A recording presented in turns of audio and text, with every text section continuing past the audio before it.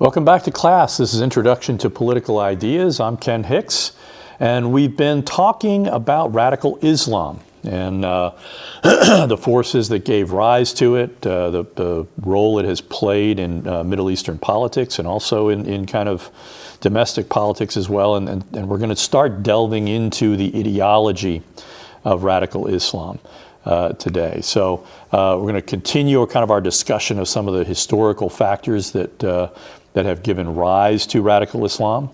We're going to talk a little bit about human nature, the assumptions of human nature that guide radical Islamists. We'll have a conclusion where we discuss the role, the fact that increasingly religion is acting in more and more ideological ways. And then we'll conclude with kind of a consideration of how radical Islamists view the idea of democracy. So we've been talking about the Islamic State, ISIS, the Islamic State in Iraq and Syria. One of the things, again, that kind of drove the ideology of these folks is this notion of, sacrifice and the fact that death, kind of brings about a reward in the next life. I think a lot of Western media has kind of played up on the idea of, a certain number of virgins in the service of whatever. I think a lot of it has to do with just the way, religion in the Middle East has kind of contributed to a sense in which individual lives have a little bit less meaning, where they feel like sacrificing their lives for some greater cause is a source of power for them. And it's driven, especially kind of for radical Islamists, a lot of their attacks, kind of internally within the framework of Islam is criticism of other Muslims for adapting to Western secularism. And so, the greatest threat from a radical Islamist perspective is that it comes from within, that it is internal dissolution, it is internal corruption that is the greatest threat. And so, especially with those folks who are adherents to ISIS, it was very important that this prophecy that would come where the faithful would battle what they characterized as the armies of Rome, which is sort of a poetic stand-in for the United States and other Western cultures. And so for ISIS and many of these folks, the argument is that they needed to eliminate any kind of gray zones. They needed to get everybody on the same page within the Islamic world. If you look at the map, these are the areas that ISIS had relatively solid control over. It doesn't make much of a state, and what it really reflects is demographically in Syria and Iraq. These are basically the Sunni-dominated areas, and there were plenty of other areas where there were lots of Sunnis, but where either the Syrian government or the Iraqi government was able to maintain control.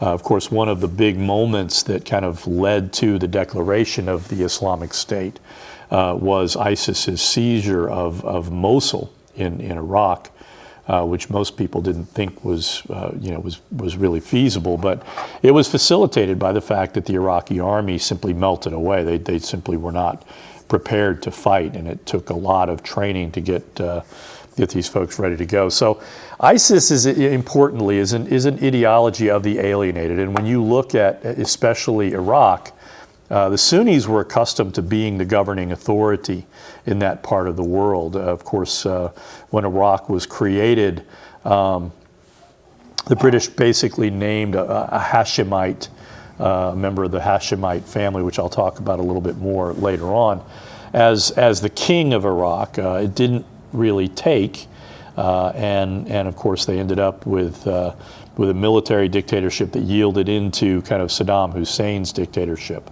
But in any event, it reflects this notion that, for many Sunni Arabs, they were supposed to be the governing authority.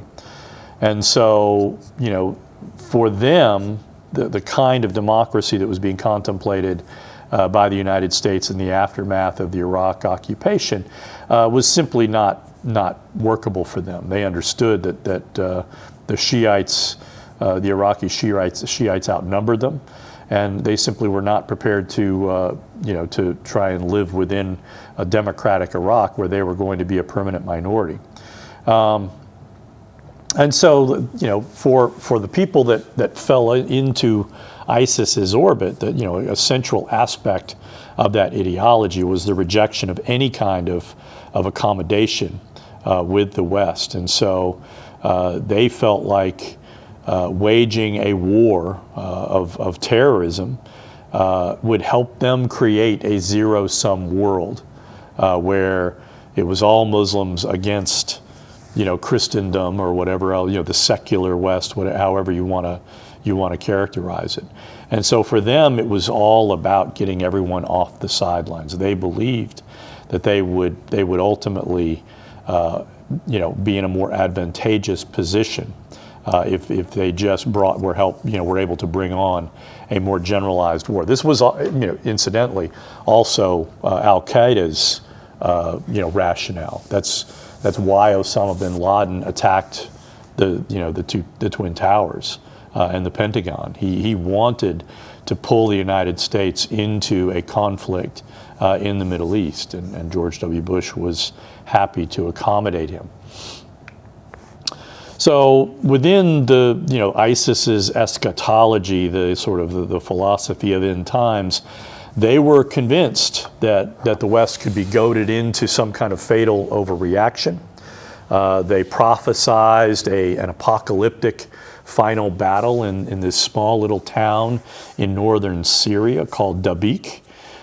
They believed that the caliphate would win and go on the offensive and confront a false prophet whose name is Dajjal. They actually had the name for it. And ultimately, within this sort of cosmology, Jesus would return and rescue the 5,000 remaining faithful Muslims who were being besieged in Jerusalem, and he would kill Dajjal and merge Christendom with Islam. And so that sort of reflects the belief system of many of these folks. They for them, revelation is something that is to be acted upon. They believe it. They believe it very passionately. Ultimately, ISIS came to an end. In part, this was sort of a function of Barack Obama's, beginning really in 2014, a sort of sustained campaign of attrition. And over the 3 years that he was the final 3 years of his administration, they very effectively were able to train and arm the Kurds and get other groups of people, onto the battlefield and attacking, Sunni members of ISIS. And so they steadily were able to attrit ISIS's ability to control territory. When the Trump administration came into power, they continued that policy. And ultimately were able to successfully kill Abu Bakr al-Baghdadi, who was the self-declared caliph in 2019. And another thing that happened was that Sunni Muslims began to be pulled away from ISIS to some extent, and being pulled into the camp of this guy named Ahmad Hussein al-Shari, who was also known by his nom de guerre of Abu Muhammad al-Julani. And so ultimately, the end of the Syrian civil war, where Bashar al-Assad was kind of forced to flee. And it's important to keep in mind, Syria's regime was held in place. It was a minoritarian regime. Syria is majority Sunni. But the Bashar, the Assad regime, going back to his father, was basically a coalition of Shiites and Christians and Alawites, and they kind of ruled fairly brutally, and the Sunnis, the Syrian civil war began as sort of a a Sunni farmer protest where the regime basically fired on farmers who were protesting in Damascus an agricultural policy that favored minority farmers over the Sunnis. And so what ultimately happened was that every gain for the Sunni militants in the Syrian civil war, to some extent, diminished ISIS, and ultimately this guy al-Julani's success basically, compressed the amount of space that ISIS controlled. So briefly, I would mention about al-Shari. He joined al-Qaeda in his early 20s as the Syrian civil war against Bashar al-Assad regime was largely begun. It was largely a Sunni insurgency. He spent time in Iraq during the Sunni uprising against U.S. occupation, which began 2005, 2006. He was jailed for a time after being caught trying to plant explosives along a roadside, which apparently his time in jail was a transformational time. He became very influential among other Sunnis who had also been jailed. Over time, disagreements with al-Qaeda leadership and ultimately ISIS leadership led al-Shara to distance himself from the more extreme aspects of al-Qaeda's jihadist ideology. Al-Shara formed an arrangement with ISIS's leader to resolve differences between al-Shara's group and ISIS. But in 2012, al-Shara became the emir of Jabhat al-Nusra. And over the period from 2012 to 2014, al-Nusra increasingly kind of took over lots and lots of territory. It was identified at that time, too, by U.S. intelligence as having committed numerous acts of terrorism and ethnic cleansing in Syria. Ultimately, that is the primary group that is forming the government of Syria today. And there are real questions as to whether that regime will succeed, whether they'll be able to protect the rights of minority members. And remember, the Alawites, Christians, and Shiites were the people that benefited from the Assad regime. I expect that, given the nature of the regime that has come into place, that there's going to be some bad things happen to those folks, and that's going to probably have potentially destabilizing effects. Certainly, it's entirely likely that Syria will move in a more authoritarian direction, which is unfortunate. So let's talk a little bit about radical Islam and sort of the assumptions of human nature. Radical Islam basically has a very fundamentalist interpretation of the Quran. It's the long history of external domination in the Middle East really has an effect on radical Islam's views of human nature and ultimately of freedom. So from a fundamentalist Muslim perspective, human beings are innately sinful. That is, Islam is one of the three major religions of the book: Judaism, Christianity, and Islam.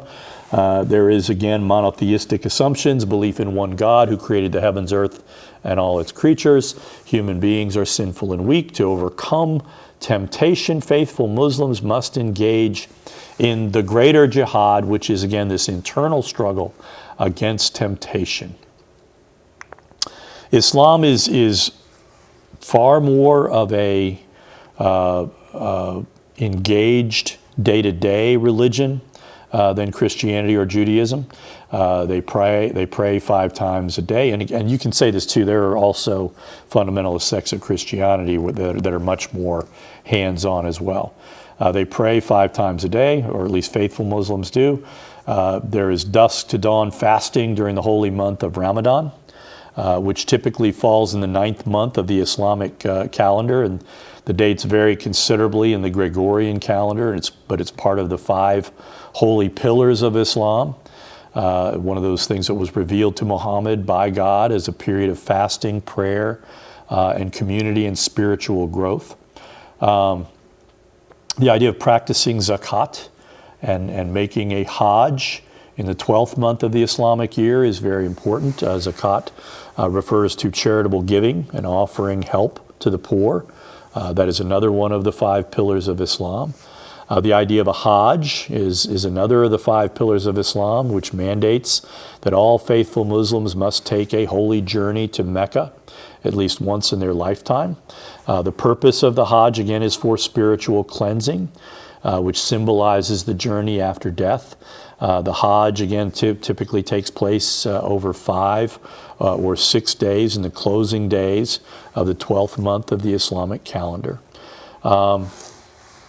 And so, it's basically an intensely communal life. It is a communitarian kind of religion that where people join one another in fighting this battle against sin and temptation. For radical Islamists, for fundamentalist Islamists, they are reversing the importance of jihad. For adherents of radical Islam, they are basically dedicated to the armed fight against the enemies, the external enemies of Islam. And also, they are committed to fighting the internal enemies of Islam as well. So radical Islam is decidedly anti-liberal, which is to say they do not believe that individuals are possessors of rights. They believe the mere assumption of individual rights is a kind of perversion, and that it amounts to the absurdity of having rights against morality. And so there is no presumption of privacy. People are presumed to be, in sin, and so they must be subject to, again, these external constraints, and that they should be committed to, again, scourging themselves of sin. Islam, however, is not monolithic. The divisions within Islam go further than the Sunni Shia schism. There are important cultural and regional differences. It's important to note that African and Arab cultures are generally far more prone to strict adherence to Islamic practices, while in other regions, for example, Indonesia, practices are somewhat may be somewhat more relaxed. Drinking alcohol, for example, is generally viewed to be haram or forbidden. But several Central Asian cultures, including Bangladesh, Kyrgyzstan, and Pakistan, people fairly routinely consume alcohol. In Iran and Saudi Arabia, alcohol consumption is strictly forbidden, and Muslims in those countries generally report not drinking. But in Lebanon and Turkey, alcohol consumption is fairly common. So if you're looking at sort of, consuming alcohol as a metric for how strict, religious practices are, they vary considerably.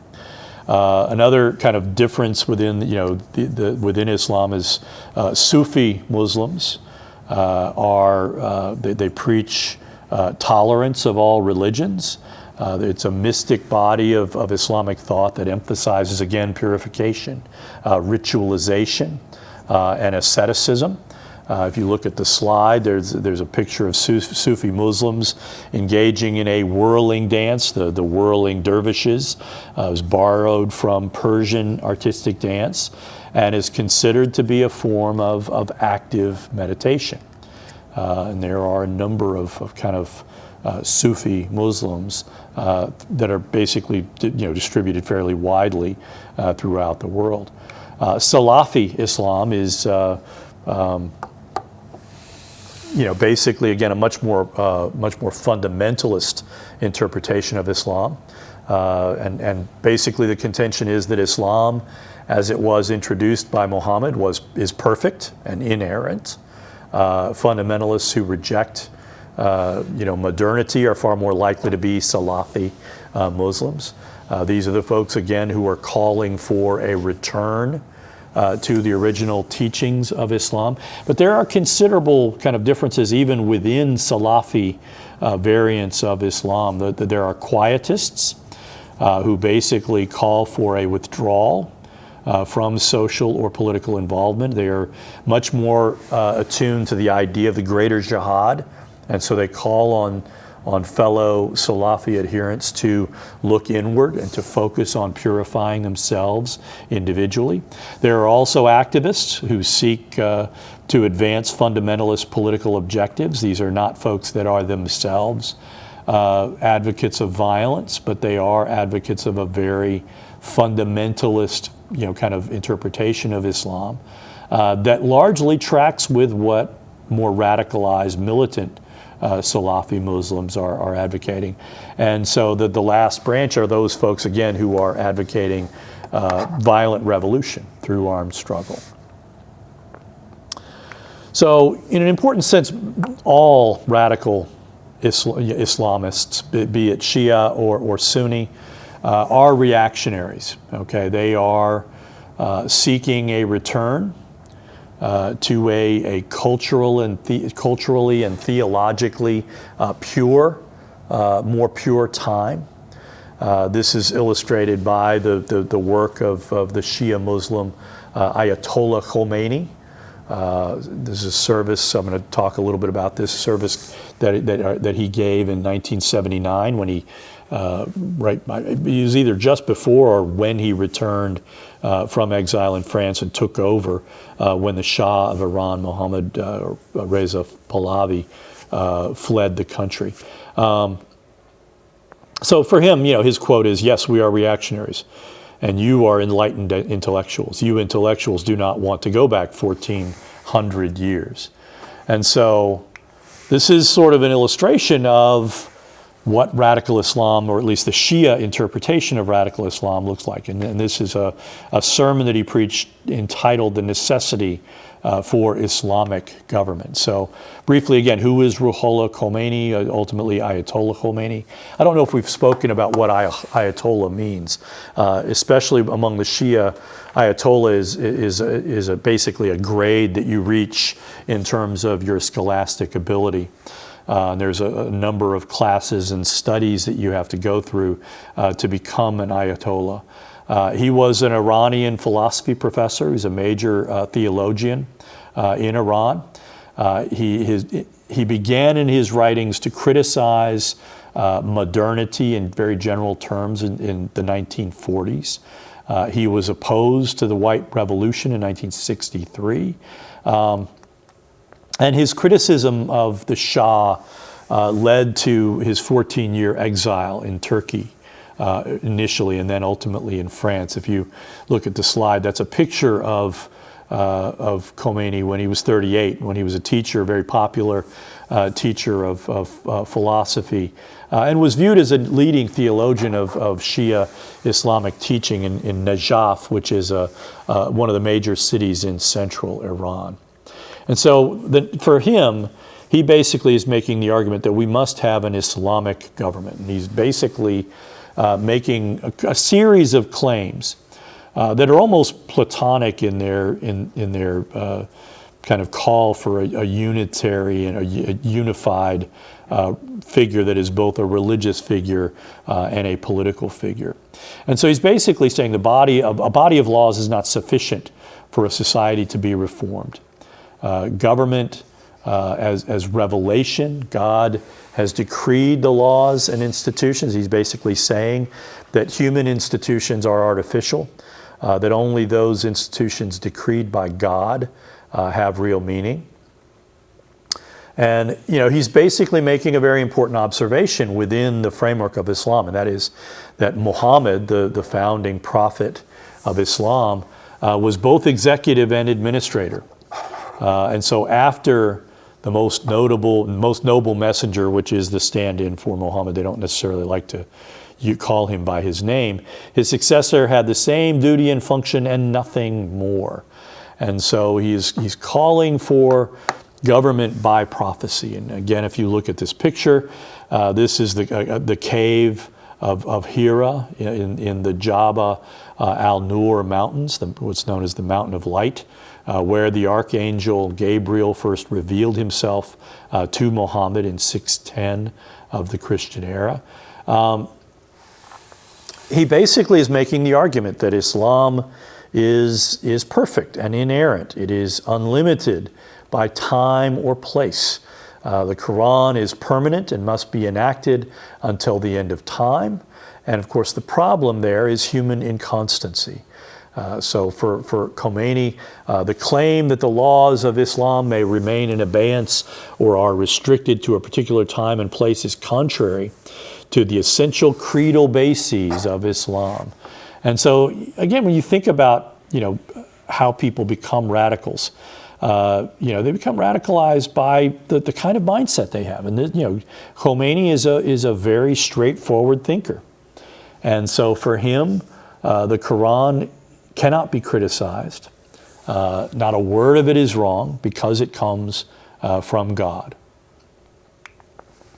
And so he is calling for a government based on the Sharia. The Sharia consists of a diverse body of laws and regulations and amounts to a kind of comprehensive social system. All human needs are met through the Sharia.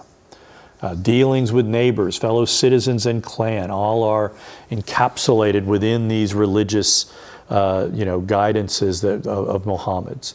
And so the concerns of private life, marriage, rearing children, all of this is basically it's part of the rule book.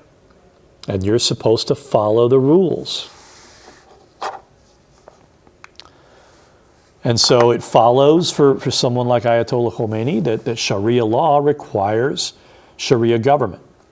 The execution of laws depend on the formation of government. You have to have proper administration.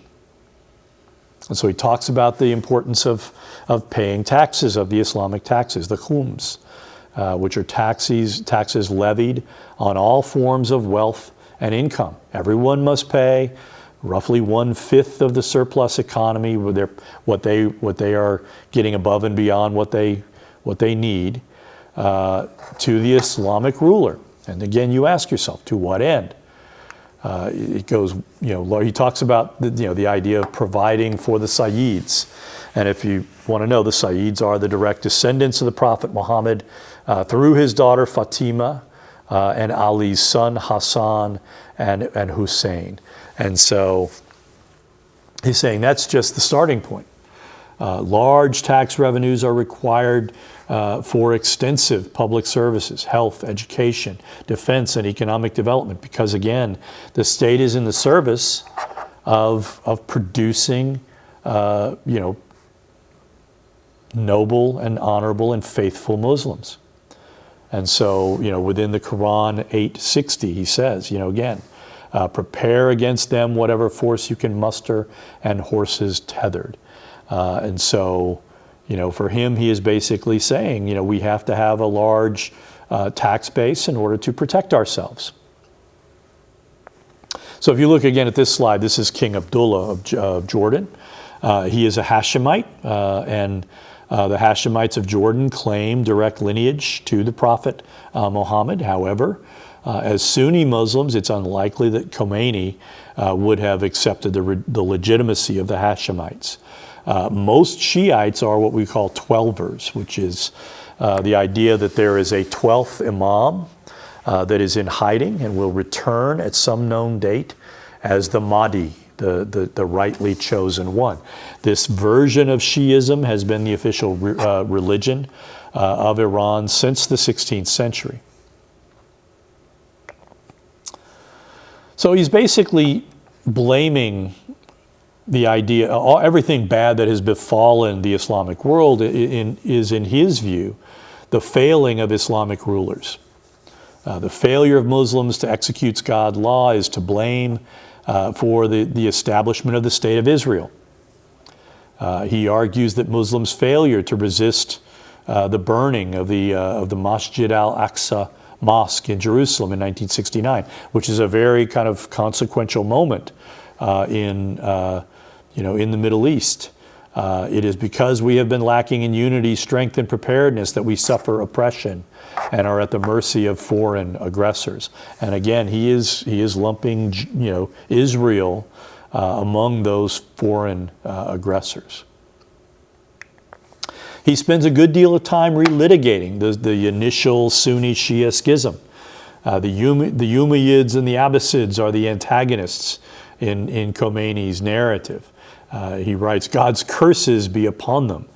And he basically says they failed to establish a rule pleasing to God, perversion into monarchy rather than what Muhammad planned, which was a theocracy.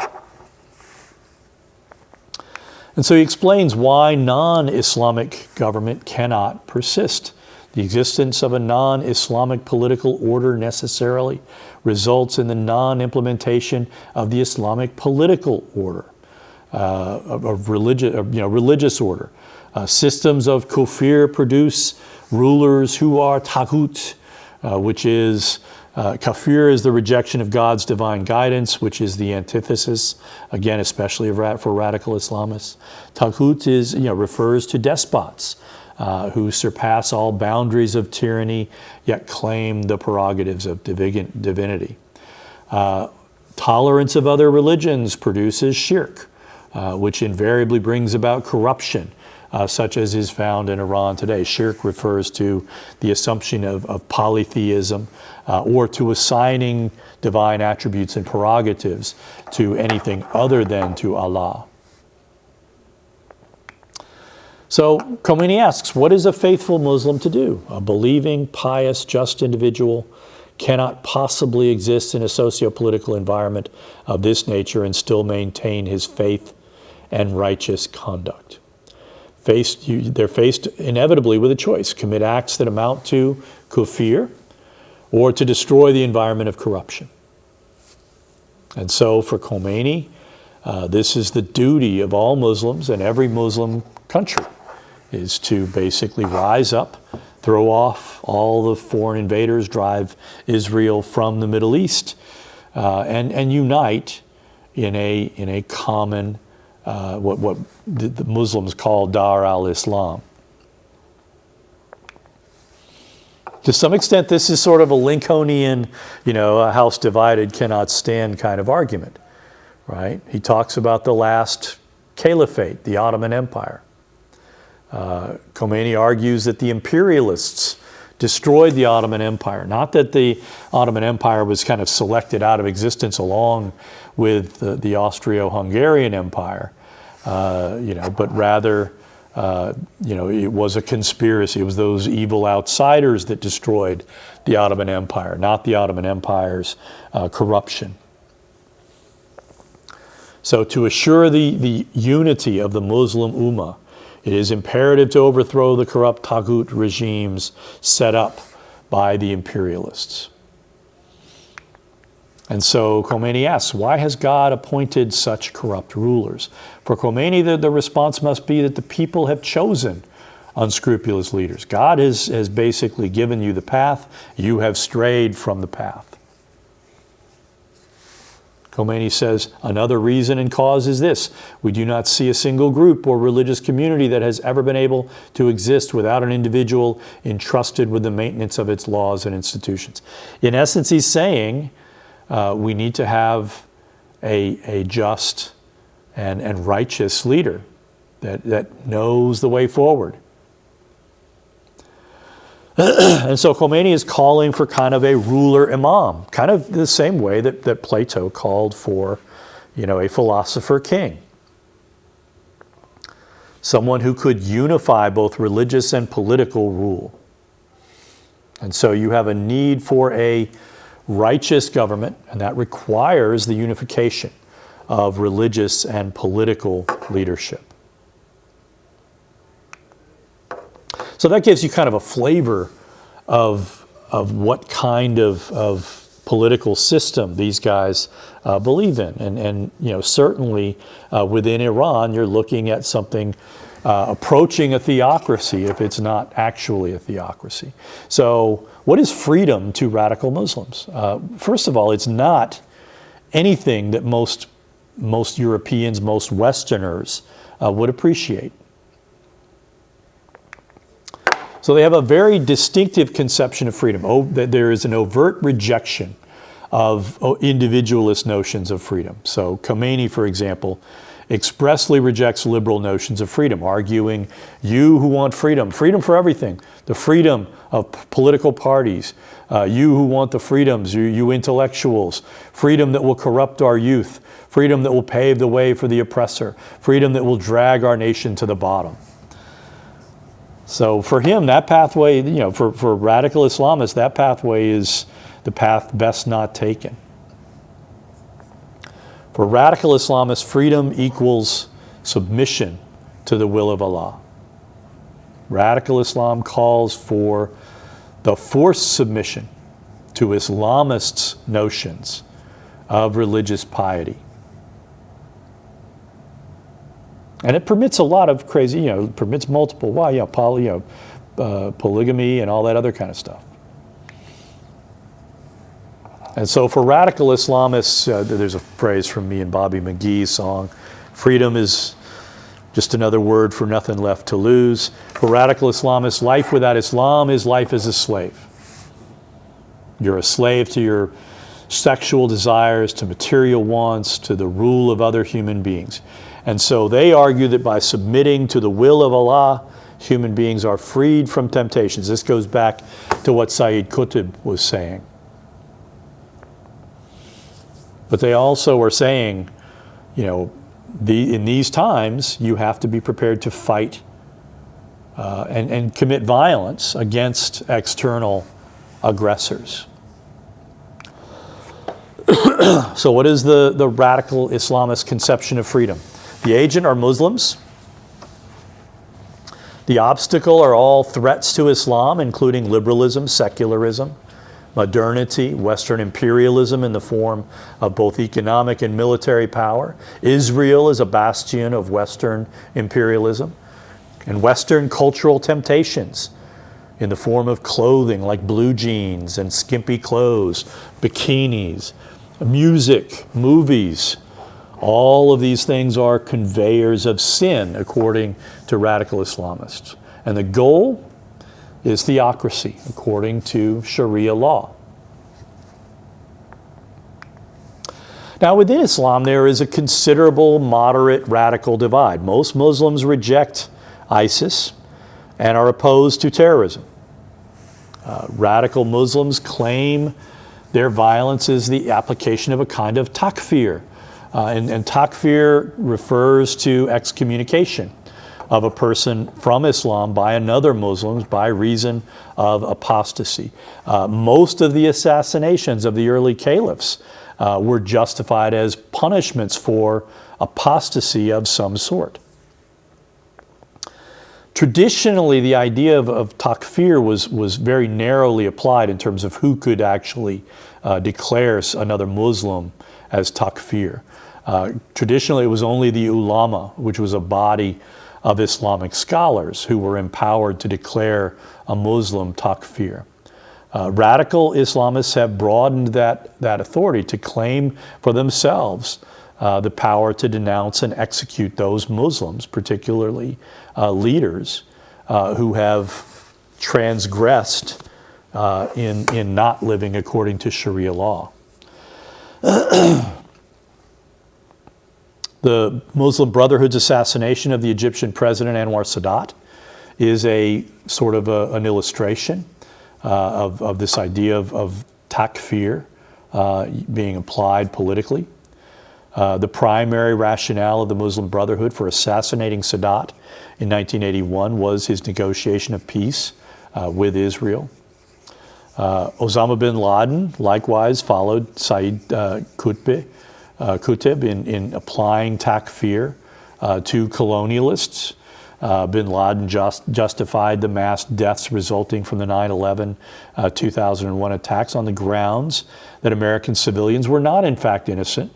They were complicit in their government's imperialist and anti-Muslim actions. Islam in many instances is a house divided between, again, more radical elements and those that are more moderate and are seeking to kind of accommodate Islam and Islamic ways of living to modernity.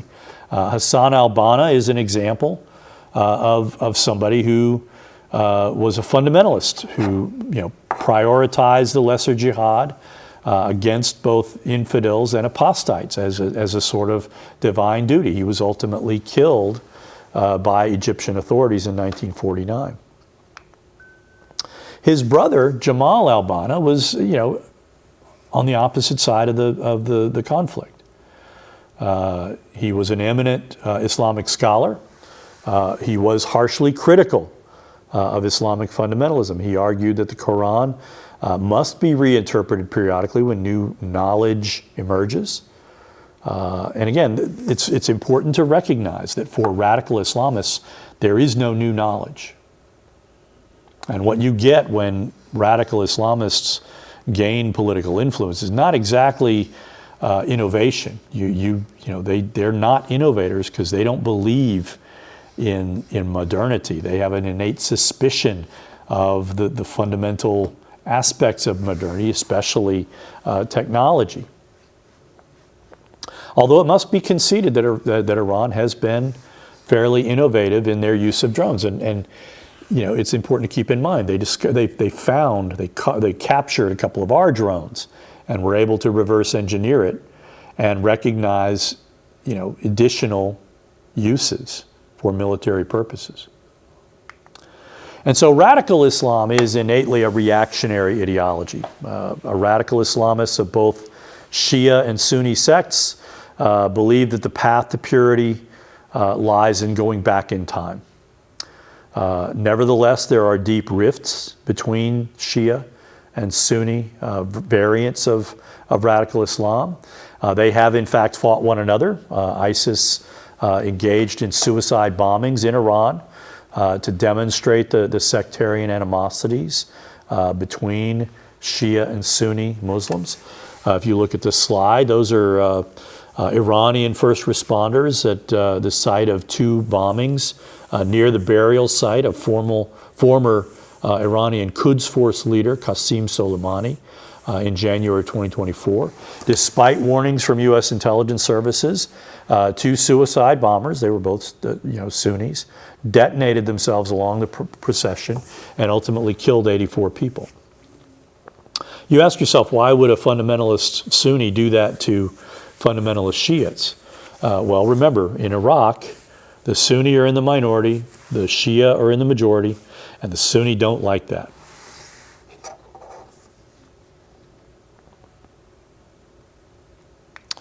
So let's talk a little bit about sort of Islam, radical Islam as an ideology. I keep going back. When I first began teaching this course, most of the textbooks basically drew a very sharp distinction between religion and ideology. They basically made the argument that religion typically does not function as an ideology. It may be a system of belief similar to ideology, but it has characteristics that exclude it as an ideology. But what we found, over time, is that religion, when it's applied consistently to politics, can become a kind of ideology on its own. So let's look at radical Islam as an ideology. Obviously, when you look at the four ideas, the four ways that ideologies function, it certainly explains the world. It explains the world from the perspective of Muslim majority countries. It views Dar al-Islam as under threat from imperialism and internal threat as well from fear of corruption and other things. It evaluates the world to the extent that Western ideas like liberalism, secularism, materialism, feminism, that to the extent those ideas are present among Muslims, the practice of Islam is being corrupted, eroded, and debased.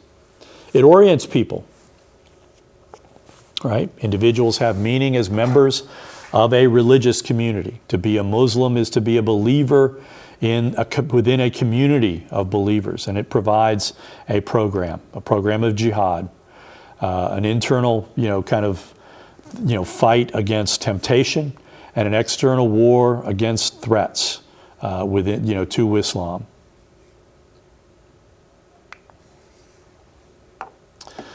So, what kind of, basically most of these ideologies we've discussed have some sort of relationship to the democratic ideal. It's important to keep in mind, and again, I've had arguments about this with students going back 20 years.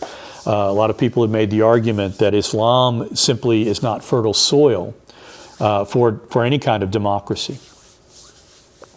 And I've made the argument in reply that there are certain branches of Christianity that have had a difficult relationship with democracy. Catholicism, for example. Well into the 19th century, you had a pope, I can't remember which one it was, it might have been Innocent, who basically released a syllabus of errors, basically saying that, democracy really has no role to play. During World War II, you had the Catholic churches, collusion with both the Italian and the Spanish forms of fascism. Nevertheless, the Quran does have democratic seeming implications. It admonishes, the idea of a shura, the idea of consultation between rulers and the ruled. But the kind of democracy that is likely to take root within Islam, within the Islamic world generally, but certainly within the radical Islamic world, is going to be subject to interpretation. Liberal democracy is highly unlikely, given the lack of a separation of church and state within Islam. Because again, devout religious folks have similar kinds of communitarian notions. So could you have a radical Islamic democracy? Well, to some extent, that's sort of what what Ayatollah Khomeini thought he was creating, was something like democracy. But they reject the idea of popular sovereignty. Okay, certainly radical Islamists do. They believe that sovereignty rests solely with God. And so to some extent, when if you were to say, well, what kind of regime is Iran? And I think you would kind of have to argue that it is a sort of theocratic republicanism. Under Iran's constitution of 1979, there is a parliament subject to election, but only those candidates who have been cleared by the Council of Guardians, which is a 12-member body, 6 of whom are experts in Islamic law that are selected by the supreme leader, and 6 of whom that are kind of civil jurists who are nominated by the Supreme Judicial Council and appointed by the Iranian parliament.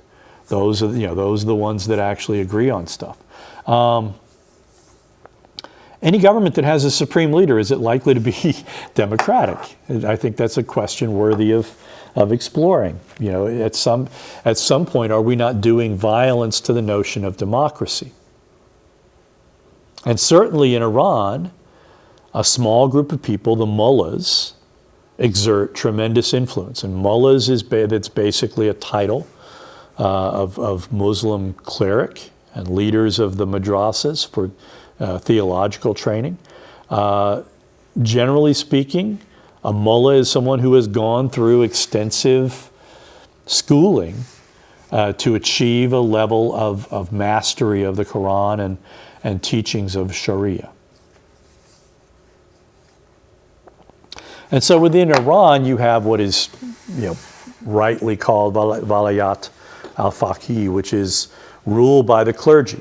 There is no freedom of the press. Journalists are routinely jailed when they print stories that are not well liked by the regime. There's little or no academic freedom. There's harsh punishment for academics who criticize the regime. Robbers routinely, thieves routinely have their hands cut off.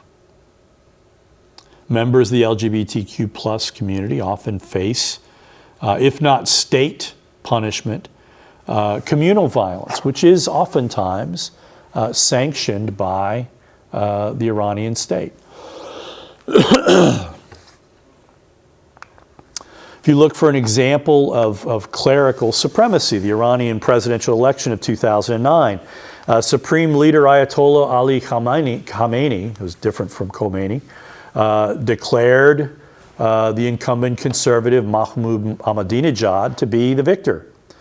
He pronounced the victory divinely ordained. When street protests erupted, that they pulled out the military and the religious police, and they brutally suppressed those protesters. Khamenei declared the protesters were foreign, under foreign influence, and they were acting against God, because of course they were acting against him.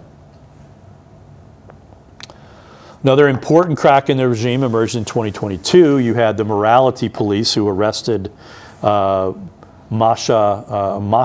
Amini, who, for whatever reason, she ran afoul of the religious police. They beat her so savagely she died later on.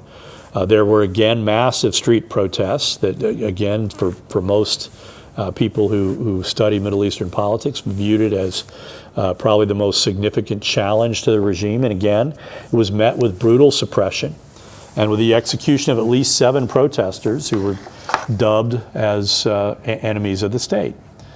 This is what Shia interpretation, a Shia version of radical Islam looks like. Sunni Islamic radicalism is equally as harsh, and I don't see much likelihood that you would see anything resembling democracy coming from it. You have the brutality of the Sunni Islamic State of Iraq and Syria. Again, summary executions. They were kidnapping women and giving them to fighters for wives, unwillingly. They use social media very effectively to attract young recruits, oftentimes from impoverished countries like Libya and Tunisia. Ultimately, even though you had ISIS as a state actor basically be defeated, but it remains kind of a persistent corporate label out there, and is continuing to advocate violence against the West and against anyone who dares to disagree with them. A lot of ISIS rhetoric is responsible for the lone wolf kinds of terrorism that has been taking place in various parts of the world. You have to wonder, over the Thanksgiving break, there were shootings of 2 West Virginia National Guardsmen in Washington, D.C., and the person that killed him was an Afghan, expat who had worked with the CIA. Reports in the media were that he had mental health issues, but was he radicalized online? Did he kind of succumb to exhortations to become a lone wolf terror, to execute lone wolf kinds of terrorist attacks? We don't know. We do know there have been numerous such attacks in the United States, in Canada, and in Europe. And these are highly disruptive events. They're designed, again, to demonstrate the unforgiving nature of Islamic radicalism. One of the biggest challenges within Islam broadly is the status of women. This is, to me, one of the most profound obstacles to the achievement of durable democracy in the Islamic world. Because most interpretations of Islam do not treat women as political equals. And that creates a real problem. And again, there are claims, that the Quran denies women equal legal status. I'm not entirely convinced, based on what little, and admittedly little, I have read of of Islamic scholarship related to the status of women. But I think the persistence of paternalistic attitudes regarding women is a real problem, as are For example, periodic honor killings that take place, where if a woman within a family acts in a way that is viewed as humiliating to the family, some male member of the family will kill them. You've had a series of acid attacks where a man will propose marriage to a woman, and if the woman rejects the suit, the man will throw acid in her face to spoil her for any other future suitor.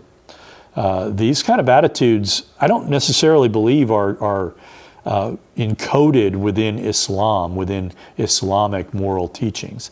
I think they are rather oftentimes ethnic holdovers from the religion, from the cultures that adopted Islam. But nevertheless, I think that is sort of the challenge that you confront. And my biases come out here as well. I believe in individual rights. I don't think that you can have meaningful democracy without respecting individual rights, or at least not for long. There are glimmerings of sort of an emerging Islamic feminism. There are challenges to the more misogynistic interpretations of the Quran. There are calls to separate the patriarchal customs of the 7th century cultures that adopted Islam to the more universal and egalitarian principles implicit within Quranic texts. Basically the argument of many female Islamic scholars like Amina Wadud, who is an American Muslim theologian. For them, they argue Allah commands humanity to love one another, regardless of race, wealth, social status, or gender. Wadub, is an acknowledged scholar of Islam. She's led prayers, which has contributed to protests.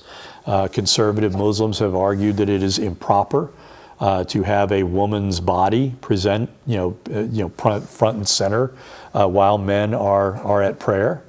But for more moderate theologians, again, that is one of the arguments. This is an argument within Christianity as well. We still have these arguments. We still see these arguments within Catholicism, for example, which deny to women the right to become priests. The last slide I'm going to talk about is the idea of Islamofascism. Is radical Islam simply a brand of fascism? Fascism and Islamic radicalism do share one thing, and that is the express rejection of liberal or individualist notions of democracy. Does that make radical Islam fascistic? It certainly inclines it in an authoritarian direction. Of that, there shouldn't be any doubt. Where you see Islamic fundamentalist regimes take root, they almost inevitably began adopting authoritarian tendencies. That's what I was talking about with regard to Syria. I don't doubt the new Syrian leaders' religious sincerity. My suspicion is that his religious sincerity will lead him down an authoritarian path. So it's important to recognize that there are very separate well springs within fascism and Islamic radicalism. Again, radical Islam is rooted in theology, while fascism is deeply state-centered and hyper-nationalistic. Radical Islam is transnational. They aspire for Dar al-Islam, for a nation, for a universe of believers. Fascism, for many Muslims, amounts to a kind of state worship, which is anathema to most fundamentalist Muslims. And so I think we should be skeptical of the idea that radical Islam is, and should just conflate it with fascism. It is a distinctive phenomenon. It deserves to be treated as a separate kind of a phenomenon, of social or political phenomenon altogether. Now we can talk about, again, and I've kind of alluded to this cautiously, but I honestly think I should, reconsider the presentation and not just talk about radical Islam. I think we should talk about theology as ideology, because I think it's clear that we're seeing the emergence of ideologies that are deeply influenced by religion. I've had interactions with Christian nationalists where they have told me over and over again, I view every social issue through biblical eyes. I look at everything through the lens of my religious beliefs. And you can see, a lot of religious leaders who lead highly politicized churches. Westboro Baptist Church, for example, would be one up in Kansas. But a number of, religious, fundamentalist Christian congregations. There's a lot of political proselytizing coming from the pastors. And so, if you ask yourself, is Christian nationalism, is it a religion or is it an ideology? Well, I think two things can be true at once. I think, for many people it is a religion, but when you begin converting your religious beliefs into, and I think I should have the power to tell other people how to organize their lives, well, that's got political implications. And if you think that radical, fundamentalist Muslims, that's ideology, well, why wouldn't you think similarly the same thing as it relates to Christian nationalism? And so that's sort of, and again, we're coming towards the end of this semester, and that reflects the sense in which, just how complicated different, the ideologies become, and they take on aspects of one another. It's not shocking in American political discourse that you've got people like Nick Fuentes, who was an avowed kind of Nazi. He says he admired Hitler. There are people out there now that are saying that it was Winston Churchill who was the bad guy during World War II, and that the Germans were onto something. We're seeing that in our discourse today, and then they're also claiming to be devout Christians. It's incredible how people can mix and match when it comes to ideological convictions. And it reflects this sense in which ideologies oftentimes form as highly coherent systems of belief that are emerging out of a specific historical context. Well, what happens when that context changes, right? When liberalism emerged in the 16th and 17th centuries, it was coming out of the age of absolutism, where kings were attempting to engage in wars of territorial aggression, and where a rising and politically influential merchant class were basically saying, war is bad for business. We would prefer that you stay out of our business. And so this idea, these notions of individual freedom and liberty, and the connection between individual liberty and economic liberty, kind of coalesce at this one specific time. And then what happens? You get the age of the Industrial Revolution.